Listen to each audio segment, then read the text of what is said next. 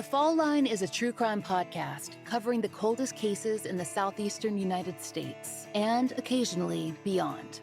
We focus on the missing persons, the unsolved murders, and the unidentified does that don't get media attention. Empathetic and intensively researched, The Fall Line will take you on deep dives into unsolved cases that you've never heard of and make you wonder why you haven't. Find us wherever you listen to podcasts. Hey, I'm Josh Spiegel, host of the podcast Lunatic in the Newsroom. If you enjoy journalism that drifts into mild panic, wild overthinking, and a guaranteed nervous breakdown, Lunatic in the Newsroom is for you. It's news like you've never heard before. The only newsroom with a panic button. You'll laugh, you'll cry, and gasp in horror as the show spirals completely out of control. It's not just news, it's emotionally unstable. Lunatic in the Newsroom. Listen today. It's high noon up and down the Wasatch Front, and Scotty and the coach are just getting started.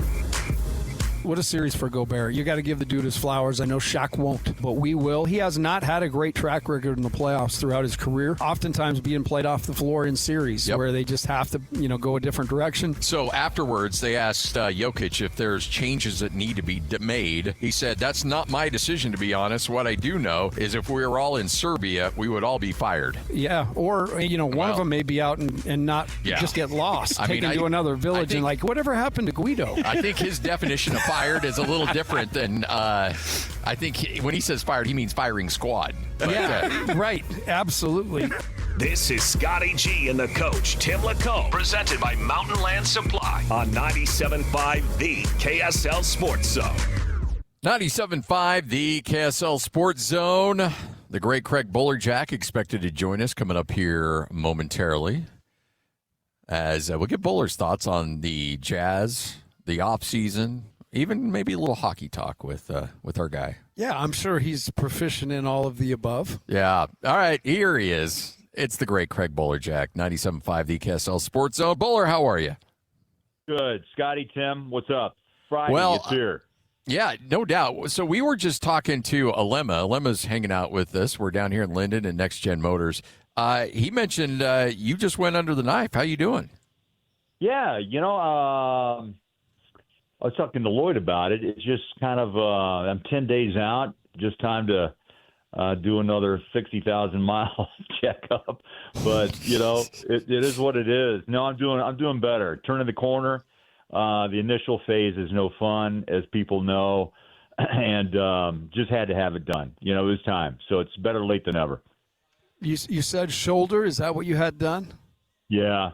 Shoulders and knees are not my best friends. Dude, I had a shoulder. I've already had my right one done, and it is, I'm with you. That is. We'll definitely keep you in our thoughts. It's not a fun thing. But today's good vibe day, Bowler. Today's good vibe day, and Alema is actually around, but he's not gonna have a headset, so you'll be able to talk this week. Be able to get some words out. Man! So I love it. I love it. No, you watching this? You watching this hockey like everybody else? Oh man, unbelievable! Late nights, I just sit down here in my office. My wife says she can't. She I'll make it through 2 periods. I said, okay, cool, and then she's out. But man, heartbreak. Great play. Overtime, back-to-back losses. The speed is incredible to watch of the Mammoth. In the size of the Vegas Knights, it's real. They can screen and block you out pretty doggone. Has an impact in that game and that series thus far. And I'm excited to see how if the Mammoth can't hang on and push it to a 7. They played really well. I don't know. I've learned a lot about hockey. Honestly, Kansas City had a little bit of a blip on the radar years and years and years ago. But I always watched the Stanley Cup finals, but never really dove into, regular season games that much because it coincides with, the NBA and college basketball. But this year with, SEG Plus, when we're on the road, sometimes we had an off night. I'd plug in and watch, and Matt McConnell and those guys do a great job, and it's fun to listen to. And I've learned a lot, man. I think a lot of fans in the state and the city and beyond have too. We've had the Golden Eagles in the day with Art Teese. I remember those days very well. But and the Grizzlies. But this is like, it's NHL, man. It's the highest of high levels, and it's fun to watch. So your experience behind the mic is it's not rivaled, and I know you've done arena football, NFL, NBA, obviously, college basketball. Have you ever done any hockey? No, and I'll be honest, it's a special breed of individual who can pull this off on a nightly basis. I was just having some fun with it the other night, just trying to follow the puck. And, our seats around every arena is different. Look, in the old days, everybody was on the floor, and it makes it more difficult to be up and away at an angle. And, there's nights you have a hiccup, and you get it. But hockey, I think it's an incredible profession. And the hand, I mean, think about it. They hand you a task of following a puck that moves at such a rapid speed, and the one timer is 95 miles an hour. I mean, and then the crowd at the net. I mean, I don't know how the guys really do keep track of it. I'm sure they probably have tricks of the trade. But my next goal, I've asked, and Matt wants to come up to the booth with us sometimes, and I'd like to go over and catch a hockey game and watch how they do their job on a nightly basis. But it can't be easy. I know it's not easy. Remember when the NHL, Tim and Scotty, when they put like some sort of a microchip in the puck, and so that fans were able to follow it. Yeah. Oh yeah, that was where it kind of glowed. Yeah, make a streak. Late '90s, I think it was a thing. It didn't last very long though. It didn't catch on. I don't know if it was probably annoying to the fans at home watching, but I thought it was kind of an intriguing, idea to help us all watch where the puck's going. But yeah, it's fast and furious, and those guys are magicians on skates. Let's be honest. The speed and the grace, come on, they're special athletes. They're something. Bowler, it's Good Vibe Friday, so we're talking Mammoth, but I'm just going to throw, because this is a curiosity I have. What's the best concert you ever been to? Oh, man. Or, you don't have to pick one, maybe a couple. Yeah. Well, I'll be honest. The first one I went to is a laugher because it shows you, the time and period of my life. But I talked my folks into loaning me $6 to go see Foghat in Kansas City my senior year. And I had to mow the lawn for I think my dad would give me a couple of bucks each time. I mowed the lawn just to be a good dude, but I had to do a month's worth of lawn mowing just to to pay off the ticket. But that kind of introduced me, man, to the concert scene. I like it. I love concerts. I saw the Backstreet Boys just last summer at the Sphere, and I there you go. Yeah. Oh, I hear it. Right. Yeah. See, I knew it'd bring vibes. I didn't know what. Oh, yeah. You went with the right thing. Slow ride. Take it easy. Take it Journey. Easy. Neil Diamond, even. Yeah, there we go. What did they do? Play that one and everybody left? All right. Good night, everybody. Show's over. Yeah. They just replayed it over and over. Good night. Yeah. Go home. Show is over. I tell you, Salt Lake does a great job bringing in a lot of different groups. Sandy Amphitheater. I'm going to go see, is it ABBA or ABBA? I always get into a conversation about ABBA, ABBA. I go with ABBA. Yeah, ABBA. Yeah, it's the music of ABBA from Sweden. Saw those guys last summer. They did a great job. Chicago, Doobie Brothers. One group I wanted to see bad, but they had to cancel was Aerosmith. Oh, and never got a chance to see Steven Tyler do his thing. And, saw Elton John on his Yellow Brick Road farewell tour. That was amazing. Those are kind of like moments in time when you see the classic groups get together. They do stay together a long time, by the way. I mean, let's be honest. After a turbulent stretch. Got to get that money, man. Got to get it while you can. And people love to go to concerts, indoor or out. And this outdoor season's always fun to get to. So Hans and Bowler would always get into a fight because for some reason, I don't know why, Hans hated ZZ Top. And it's not like he didn't like ZZ Top. He despised them. Yeah, I didn't get that. I didn't get the malice. But I know you're a big fan. Have you seen ZZ Top in concert?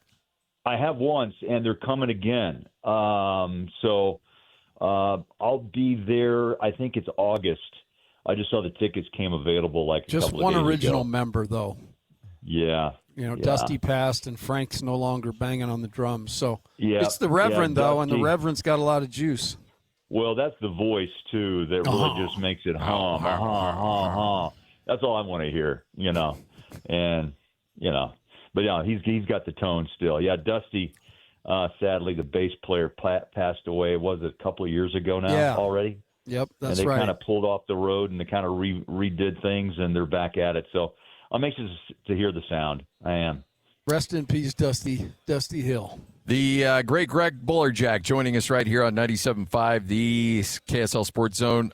Bowler, this is a really fascinating draft. The Jazz have put themselves in a position because, they were able to lose a few games. And now Adam Silver saying 60.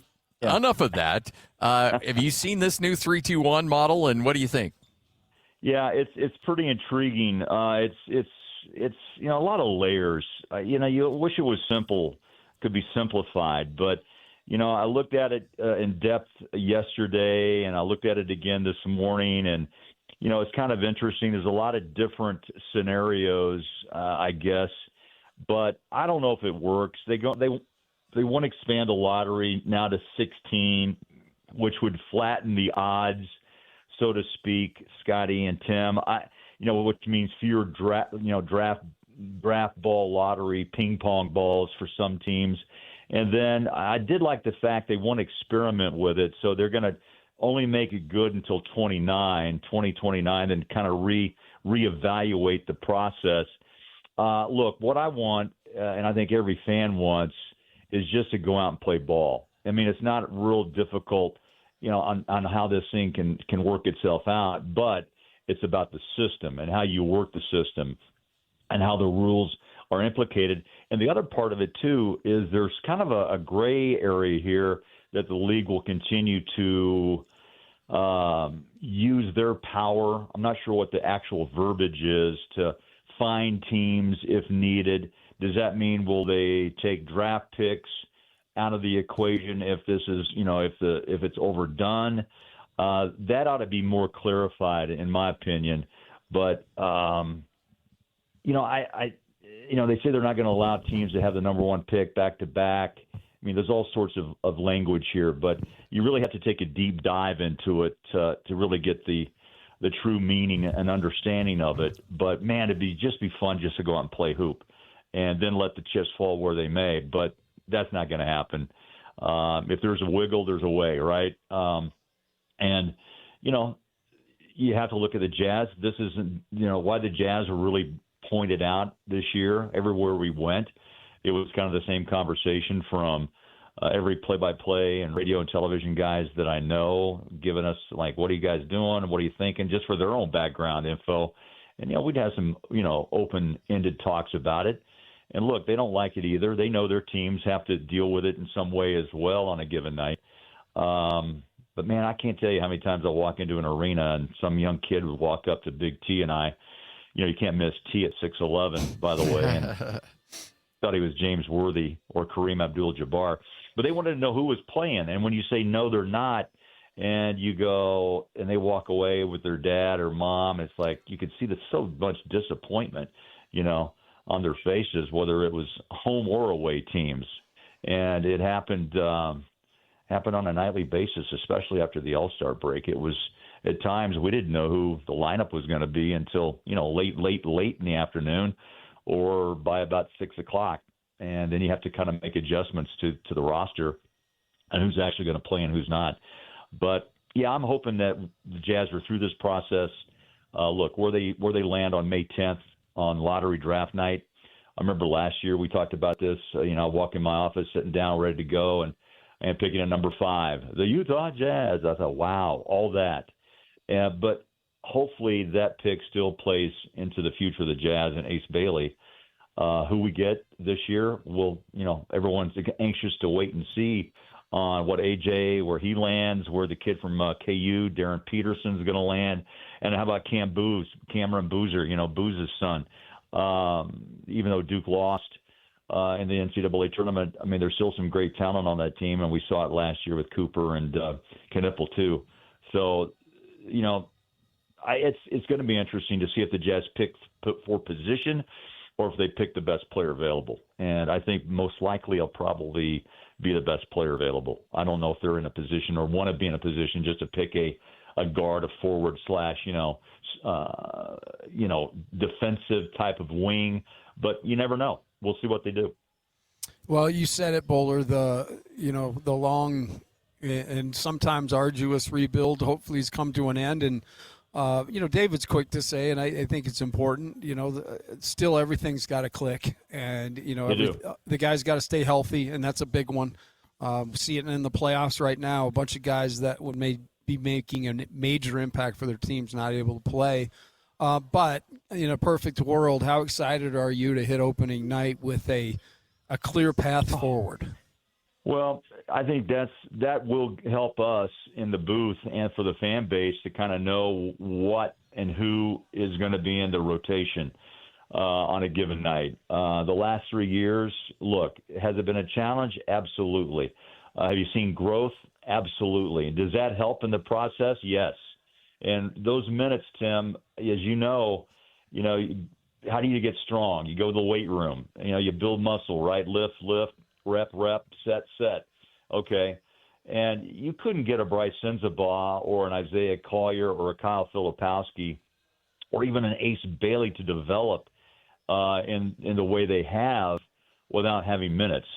And that's what the Jazz did. I mean, they put Filipowski in, and he got his minutes. The same with Isaiah up until a point, right? And then you saw exactly what they were going to do, and that was sign a couple of 10-day contracts and, also take a look and who else is out there that could possibly be part of this roster.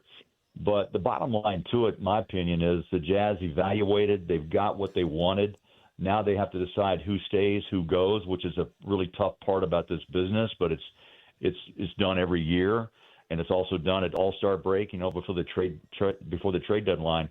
And so I think Jazz fans just want to be in concert with the front office and just say, okay, let's play. I mean, it's not tough it's difficult to rebuild, but I'll be honest, this fan base, and you guys have been at the arena, I'm still amazed of just the support that Jazz Nation gives the franchise through this process, because when we travel through the NBA and many teams are going through the same situation, there's nowhere near this type of support.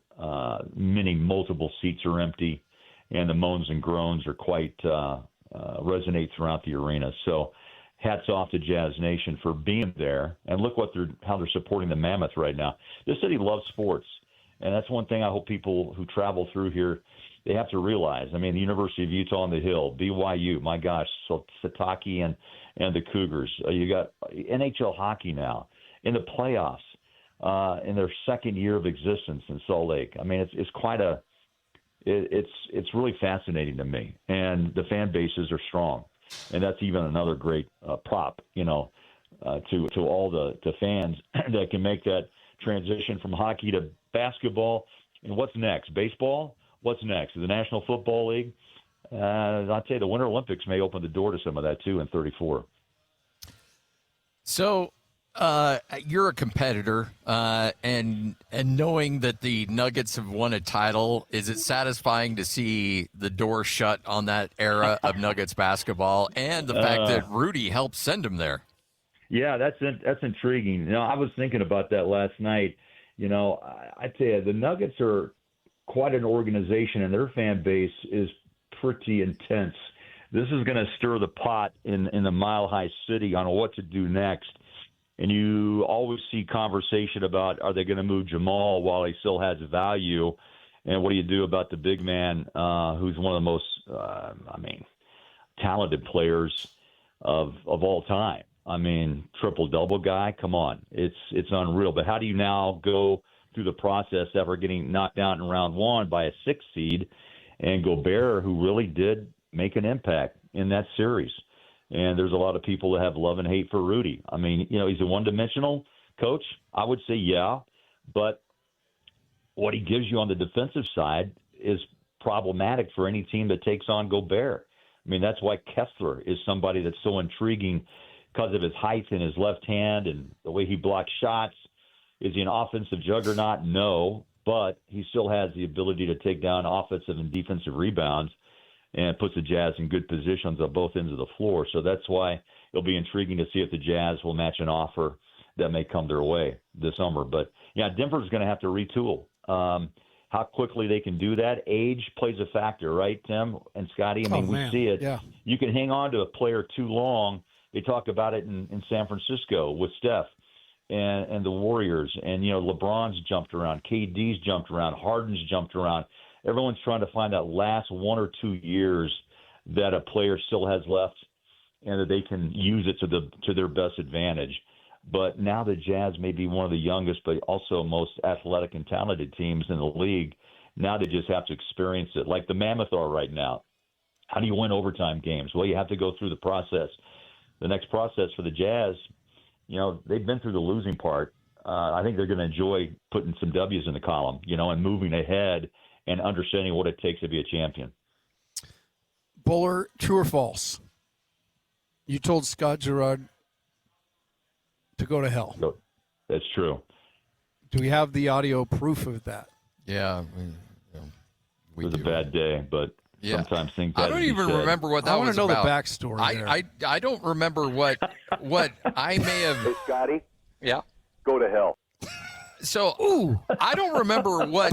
I'm sure it was a very innocent, playful statement that I made that may have been misconstrued, and and so I'm not exactly sure what went down there. But I would never intentionally try to push you to the brink of saying something like that. Do you even remember Scotty. that? You did push me to the brink, and there it is, right there. Audio tells the tale. Honestly, I don't remember either. I think we were having some fun, and that's been a few years back, but maybe he said something about K-State. I don't know. It may have been a football-related comment, and I just said, Scotty, go to hell. And, I don't think then I hung up. I don't think anything about the Chiefs would have got you there. It would have had to be the alma mater that gets you there. Yeah. Well, hey, Bowler, in pure hockey fashion, because, this is my skating mate, you go to hell, man. Right back at you. Oh, man. I got my guys back. Hey, I'm going to leave you with this. Coach Bear stood steady and calm while Keller brought Vegas great harm. With a snipe from the wing, he made Delta Center sing, and the Knights lost their swagger and charm. Wow. That's impressive. Did you pin that? No, I had help from Allen Iverson. Wow. Little AI never stepped in. AI is always there to help you out. Huh? He is. Oh, that's what they're talking about, right? Allen, not Iverson. Oh, AI. Yeah, man. I gotcha. Hang with the young lads. Well, I always assumed Allen Iverson was on the other end of that computer, just banging out all that information. Like, hey, he's busy. Yeah, look at everybody wants a piece of AI. I mean, we called him the answer, so there you go. Yeah, well, he gave you the answer, Timmy. I tell you what, that's poetic. Will it play out tonight? I know the crowd's going to be there. There's some tools in that chest, in that toolbox for the Mammoth to use. But, it's been a fun series and a series of growth. I know fans don't want to hear that. They want to, hey, when you're in, you want to win it all. I get it. But there is still, Tim, as you know, there's still a process that you go through. It only makes this team better, right? Yeah. And to move a piece or two around and understand what they need, what a weakness is, what their strengths are. And I'll tell you one thing, they don't lack fan base. No, they do not. Let's go, man. Come on, you got this tonight. Let's do it. Bowler, I can't thank you enough, man. You're the best. I appreciate it, and we look forward to chatting with you again next week. All right, Scotty. I won't say it. I'm just kidding. Go to heaven. How about this? Go to heaven, bro. He shoots and scores. Mammoth win. Let's hope to get another win and push it back to Vegas. That'd be fun. Let's do it. And then you and I, we'll all get in a vehicle. We'll all road trip down to Vegas and watch Game 7. Bowler will have to be the sling guy because he's naturally got a sling. So you can be the hangover sling guy. Just grow your beard. Yeah. I can drive one-handed, man. Don't worry about that. Oh, I don't worry about you. I'm not worried about that one bit. Bowler, thank you. Okay, talk soon. All right. This is 97.5, the KSL Sports Zone. Hi, I'm Alicia. And I'm Stacy. And we make Trashy Divorces, everybody's favorite good podcast about bad relationships. Looking for something true crimey without the gore or the body count? We've been churning out funny, feisty, feminist episodes since 2019. So if you're looking to put some scandalous stories told well into your ears this summer, check out Trashy Divorces, wherever you listen to podcasts. Trust us, we've covered someone you love. Or someone you love to hate. Hey, I'm Josh Spiegel, host of the podcast Lunatic in the Newsroom. If you enjoy journalism that drifts into mild panic, wild overthinking, and a guaranteed nervous breakdown, Lunatic in the Newsroom is for you. It's news like you've never heard before. The only newsroom with a panic button. You'll laugh, you'll cry, and gasp in horror as the show spirals completely out of control. It's not just news, it's emotionally unstable. Lunatic in the Newsroom. Listen today.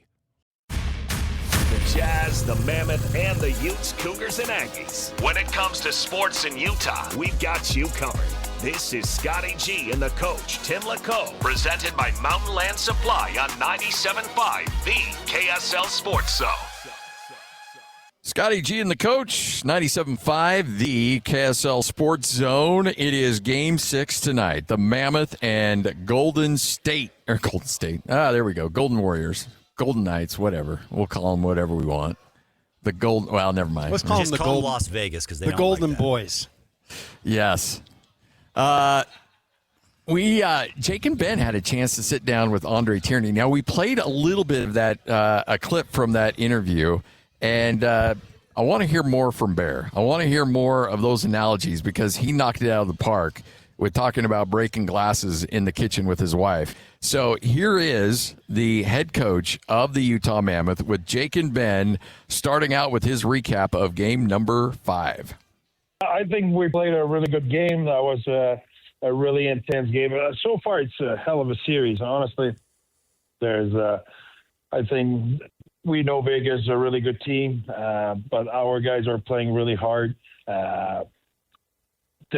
We were able to, early on in the series, we had a tough time to create some possession for us and some offense. I think we made some adjustment. I like the way we generate off our forecheck, off our in zone as well, generate more time, more possession. So far, I think we progressed during the series. Obviously, we will have loved to win the last 2 games. We lost in overtime, but I think we're playing well and we're progressing. So really positive for the game 6.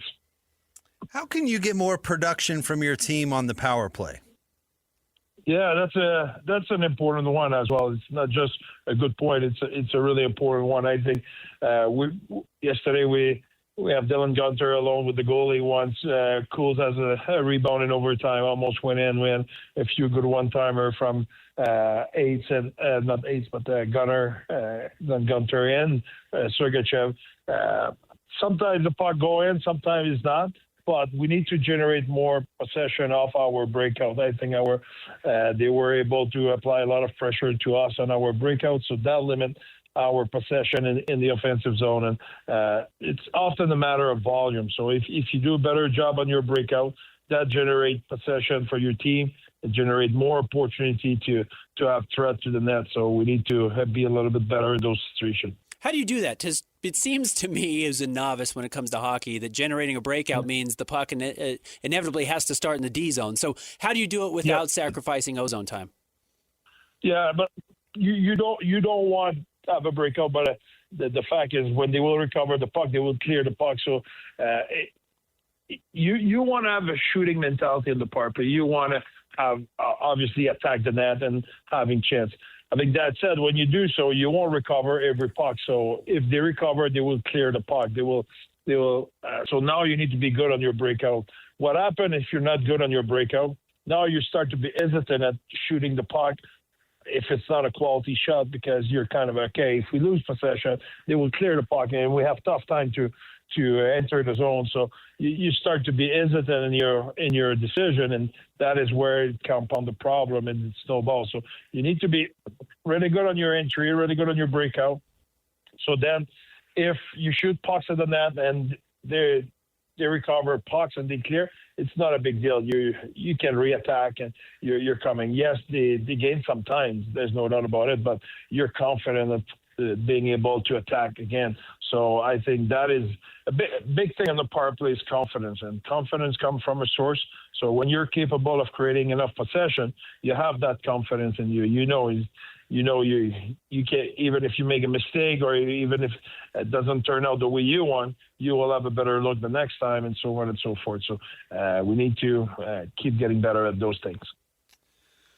Ben and I have been talking for the past few days, actually, Coach, about reminding folks that the Golden Knights are really good. They are a really good team. They're Stanley Cup champions, obviously. And I'm sorry if this is a really obvious question, but what is it that they are doing, or what is it about them that makes them difficult to prepare for? Well, I think at this time of the year, the preparation, the opponent has no secret for you. With the technology and everything is going on, you know exactly what they will do. I think what they are good because they're mature, they have experience, they've been there, done that.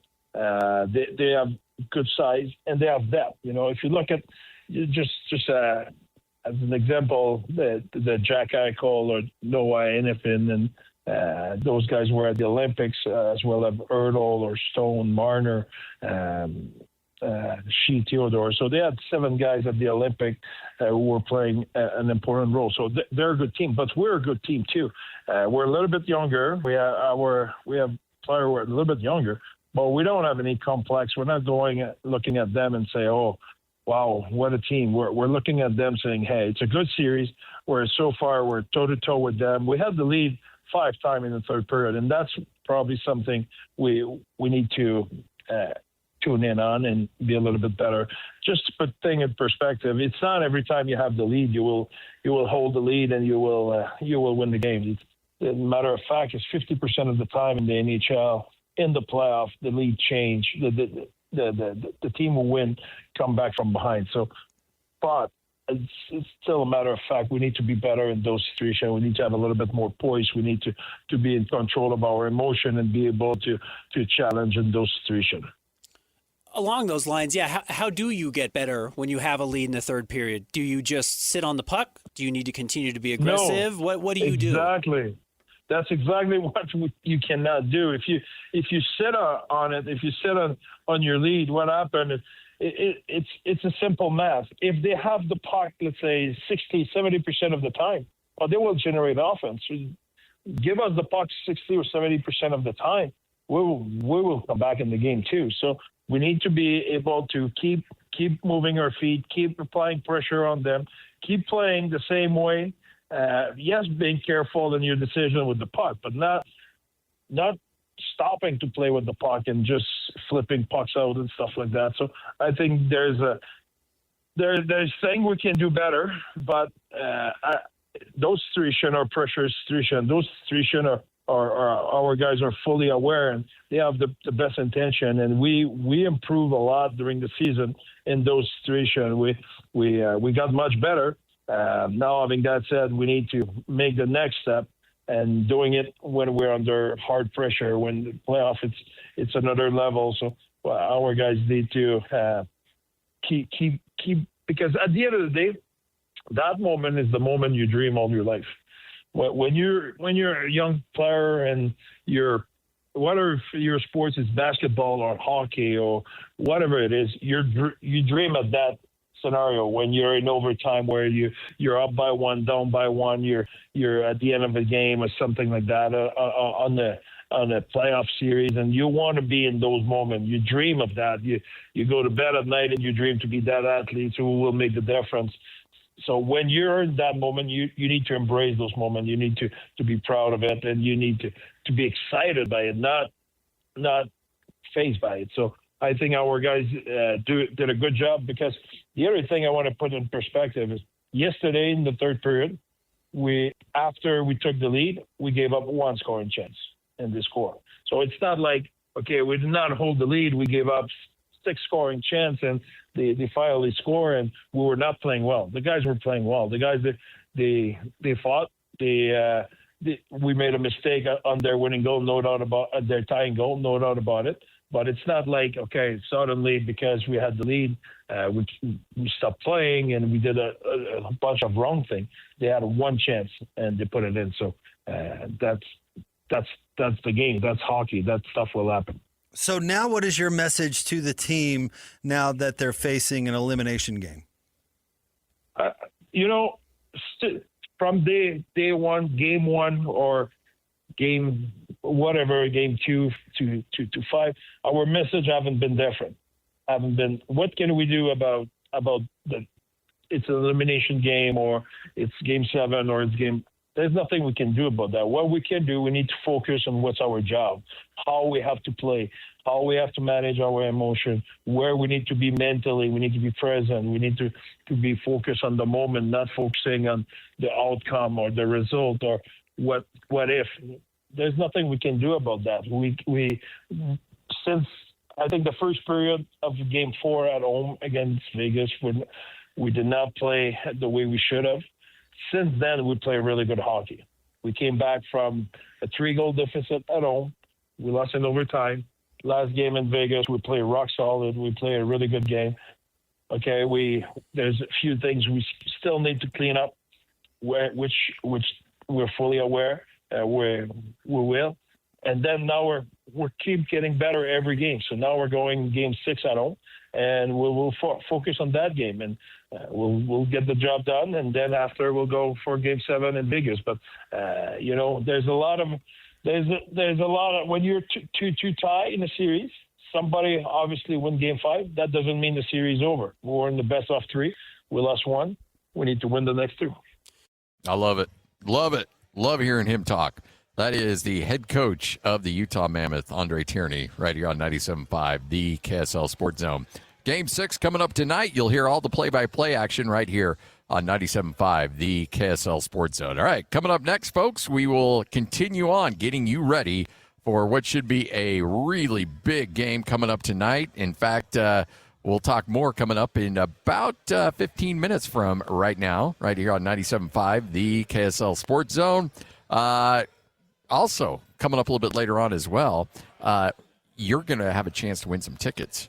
So all you have to do is go to kslsports.com/, go to the contest page, and you can enter to win 2 tickets for tonight's game. Also, you can go check out Jake and Ben out on the plaza.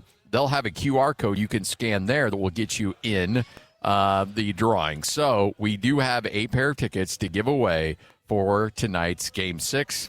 KSLSports.com is where you can enter to win those right now. This is 97.5, the KSL Sports Zone. Hi, I'm Alicia. And I'm Stacy. And we make Trashy Divorces, everybody's favorite good podcast about bad relationships. Looking for something true crimey without the gore or the body count? We've been churning out funny, feisty, feminist episodes since 2019. So if you're looking to put some scandalous stories told well into your ears this summer, check out Trashy Divorces, wherever you listen to podcasts. Trust us, we've covered someone you love. Or someone you love to hate. Hi, I'm Alicia. And I'm Stacy. And we make Trashy Divorces, everybody's favorite good podcast about bad relationships. Looking for something true crimey without the gore or the body count? We've been churning out funny, feisty, feminist episodes since 2019. So if you're looking to put some scandalous stories told well into your ears this summer, check out Trashy Divorces, wherever you listen to podcasts. Trust us, we've covered someone you love. Or someone you love to hate. You're locked on to Scotty G and the coach, Tim LaCombe. Now I know y'all are tripping. Presented by Mountain Land Supply on 97.5, the KSL Sports Zone.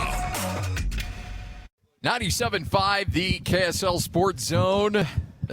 Place is hopping. Come on down here. We are live in Linden at Next Gen Motors, 590 South State Street. So many great things going on down here, so make sure to stop by. We've got cookies from Crumble. We've got Chick-fil-A. We're going to have some Jurassic tacos coming down here in a bit. Lemon's going to bring out the big pair of scissors and ribbon cut a little bit later on as well. But the place is on fire, man. So come by and check out these vehicles. I mean, those scissors are 6 feet. He told me he lost them. I can't imagine where he would have put them. But he'll find him. He'll find him, yeah. But he'll need someone else to help carry him out here. Those are big scissors. Big old scissors ready to go. Mammoth coming up later on tonight. It is game number 6 at the Delta Center, and the place is absolutely going to be just electric, and can't wait to get here. This is going to be one of those games you're going to look at and just say, all right, this is kind of a defining moment of a young team. How do they respond in this kind of a situation? It'll be interesting to see. I fully anticipate with the electric atmosphere, I would be shocked if the Mammoth don't play well. I'm not saying they're going to win, but I would be shocked if they don't play very, very well tonight. I'm going to say they're going to win. I'm just going to do it. I don't stake my reputation out there much, so certainly you can come at me if you need to, but I do feel like they're going to win tonight. And here's a little limerick, because I got a few of them prepared. Oh, really? A limerick. There once was a Logan Cooley on attack who flew like a train on the track. The Knights tried to chase, but couldn't keep pace as he left their defense in the back. Wow. Regular Shel Silverstein right here. That's pretty impressive, man. And the fact is, that was just during a commercial break. He put that together. I mean, I guess I consider myself somewhat of a wordsmith. Yeah, sheesh, man. That's very well done. Thank you. I've got more, but I'll save them. Yeah, I'll just drop them here. I think you probably should pace yourself on this. Pace yourself. Yeah, like, easy, Timmy. Just we'll just kind keep of a couple in the bag. See, I'm getting coached. I like it. Leave the people wanting more. Don't gotta give it to them all at once. Yeah. Okay, the next one. 97.5, the KSL Sports Zone. Hi, this is Alex Kantrowitz. I'm the host of Big Technology Podcast, a longtime reporter and an on-air contributor to CNBC. And if you're like me, you're trying to figure out how artificial intelligence is changing the business world and our lives. So each week on Big Technology, I bring on key actors from companies building AI tech and outsiders trying to influence it, asking where this is all going. They come from places like NVIDIA, Microsoft, Amazon, and plenty more. So if you want to be smart with your wallet, your career choices, in meetings with your colleagues, and at dinner parties, listen to Big Technology Podcast wherever you get your podcasts. Hi, this is Alex Kantrowitz. I'm the host of Big Technology Podcast, a longtime reporter and an on-air contributor to CNBC. And if you're like me, you're trying to figure out how artificial intelligence is changing the business world and our lives. So each week on Big Technology, I bring on key actors from companies building AI tech and outsiders trying to influence it, asking where this is all going. They come from places like NVIDIA, Microsoft, Amazon, and plenty more. So if you want to be smart with your wallet, your career choices, in meetings with your colleagues, and at dinner parties, listen to Big Technology Podcast wherever you get your podcasts.